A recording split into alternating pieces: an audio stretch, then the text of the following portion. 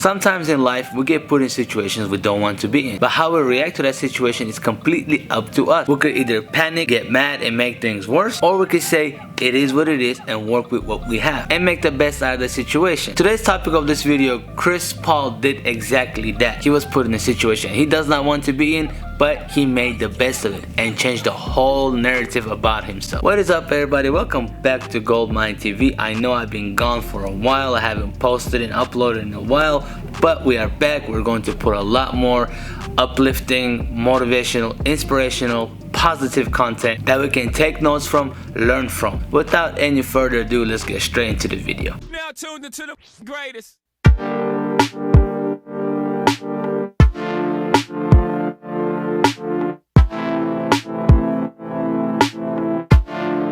Yeah.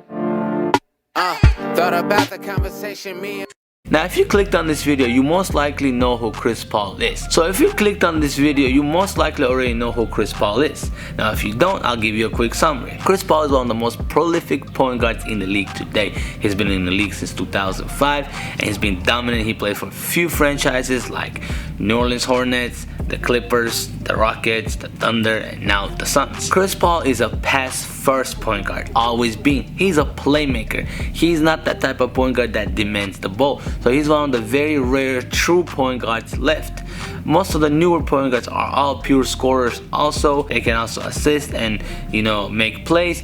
But in today's NBA, that's very rare, somebody who puts assists over points first. And don't get me wrong, he can go get his. I'm personally a Thunder fan, and I watched them all last year, almost every game, and it was amazing. His mid-range is unbelievable. He's pretty clutch. And the most important thing about Chris Paul, he is a winner. He knows how to win games.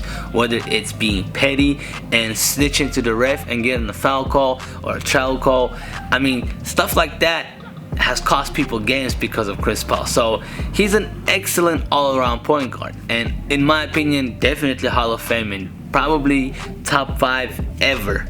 Top 5 greatest point guards ever.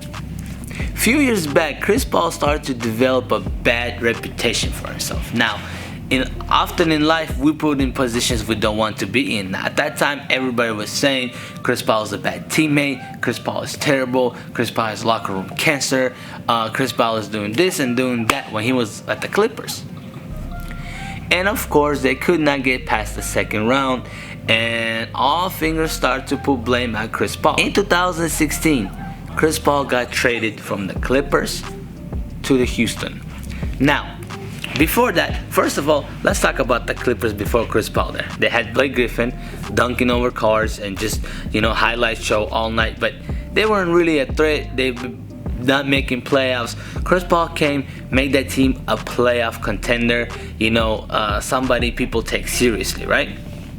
Now, it took a while for them to actually, get in a groove, but they could never get past second round as Clippers. So then a conflict happens, right, between Chris Paul and a couple of the other members. Of course, everybody puts blame on Chris Paul because he's the oldest and, he has this reputation of being a bad teammate. Now, yes, he's very demanding. He's a typical old head. So sometimes that can get confused with being an asshole. Chris Paul is never an asshole. He's just a demanding point guard. In 2016, Chris Paul gets traded to the Rockets because of the conflict they have at the Clippers. They say, okay, this is the guy we get rid of. They blow up the roster. They get rid of Blake Griffin, DeAndre Jordan, and everybody. So he goes to the Rockets. Now, before Chris Paul got there, Rockets were an average playoff team. James Harden could not get it done by himself. They hardly got past through the second round. Almost never really, now that I think about it. Chris Paul came and changed things around. Now, only downfall to Chris Paul is his injuries, right? His injuries cost him a lot. So in Houston, what he did was he took him to the conference finals twice. Matter of fact, once it was a game 7, and I still believe that against Golden State, if he does not pull his hamstring, Houston Rockets go to the finals that year, right? But he gets hurt, they get eliminated, James Harden gets in his feelings, right? And what happens? Chris Paul gets traded. Now, I love James Harden, don't get me wrong, but it's just what happened. So now you find yourself in a situation where you get traded to OKC, right? Now you're an all-star point guard you lost your value. Everybody's talking about your locker room cancer. Your contract is huge because Houston paid him. James Harden is a star MVP, and he's pointing fingers at you, so the whole league is pointing fingers at you. So you go, okay, the whole world is against you, and you get traded to OKC. Now this is the OKC that Russell Westbrook just left, and they're in a rebuild mode. Now you might go, oh, I don't want to be part of this. First of all, I'm 34, 33. My time is running out in the NBA. I gotta win a ring. I gotta be a contender. But he gets stripped to OKC, and now this rumor, people don't even know if he's gonna play for any games for OKC. Season comes around, and Chris Paul is on the roster, and he decides to buy it. Now, this is the adversity, right? In a situation like this, somebody would have complained. We've seen plenty of those. Like Iguodala, he sat out. He said, I'm not playing until you trade me. A lot of people do that. They go, hey, I'm not playing. Trade me, get me out of here. I'm not gonna play a single minute. He embraced the challenge. He said, okay. Now, mind you, that year's Thunder, besides Gallinari and Steven Adams, it's all 19, 20-year-olds, all rookies. And Chris Paul said, okay, you know what? I'll take charge. And Thunder was given 0.2% chance of making the playoffs. And they made the playoffs, right? They made the playoffs, and they faced Houston, Russell Westbrook, and James Harden. This is Chris Paul and a bunch of rookies, right? He became an all-star that year. I mean, Thunder was comfortably in the 4th seed, I believe. Comfortably. And, the whole narrative started changing because he took Houston to Game 7 by a buzzer beater that James Harden blocked, that was on Dort when he shot. Literally one possession away from eliminating Houston.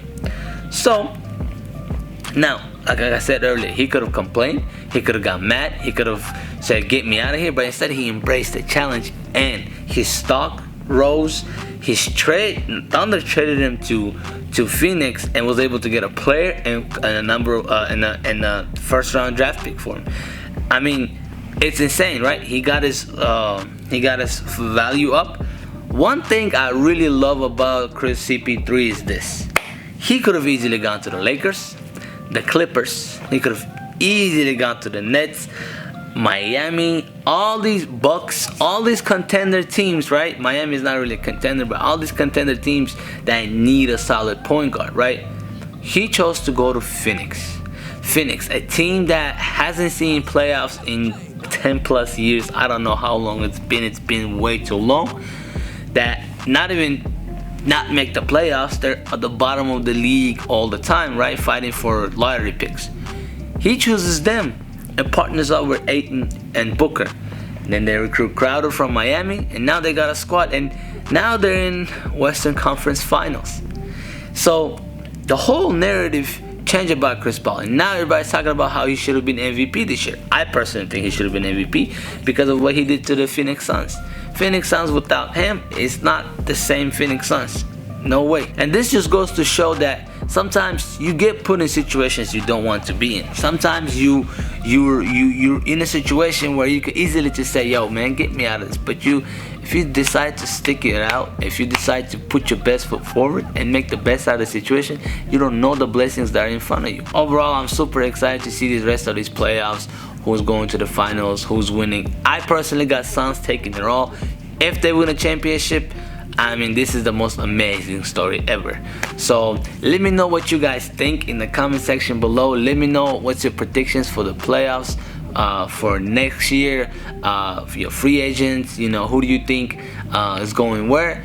Do you think Chris Paul will win a ring before he retires? I surely hope it's this year. This year I feel like it's his best chance. Let me know if you think he'll win a ring. Let me know if you think he's overrated or underrated. And if you want me to do a video about anybody else come up story or like an inspiring story that they turned their life around, let me know and I will do that for you. Let me know and I'll definitely make that happen. Until next time, peace.